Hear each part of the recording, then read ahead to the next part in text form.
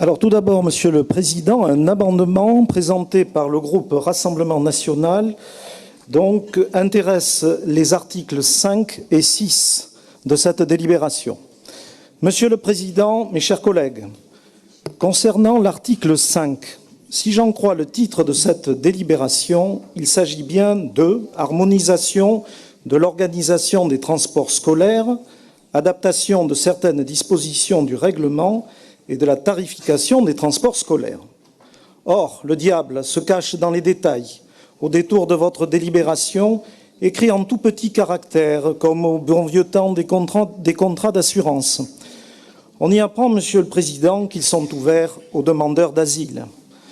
Comme transparence, on peut rêver mieux. La question que je vous pose, Monsieur le Président, est la suivante.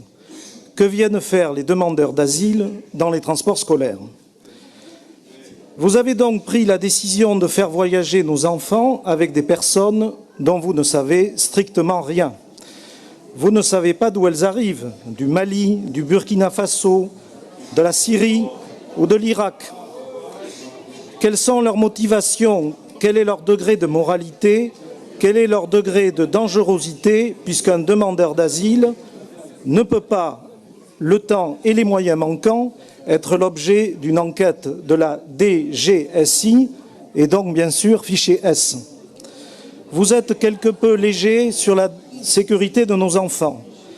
Fasse le ciel qu'il n'y ait pas un jour l'acte d'un radicalisé dans un bus scolaire. Prenez la chose au sérieux car cela s'est produit. 31 enfants de militaires furent pris en otage à Djibouti le 3 février 1976.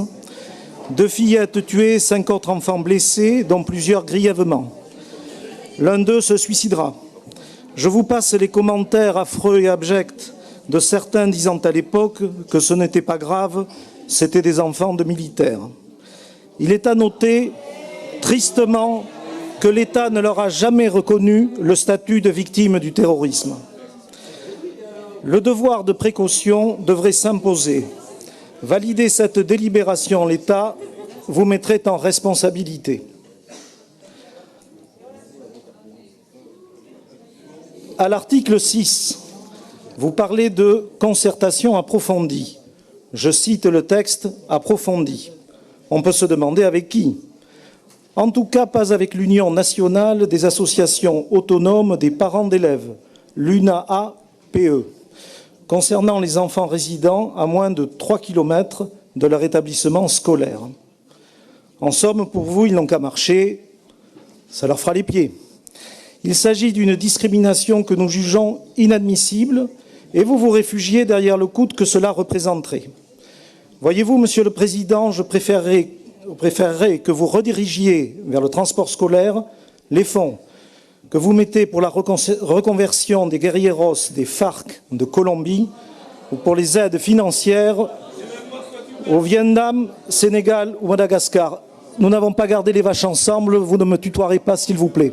Nous voterons au Rassemblement national contre cette délibération.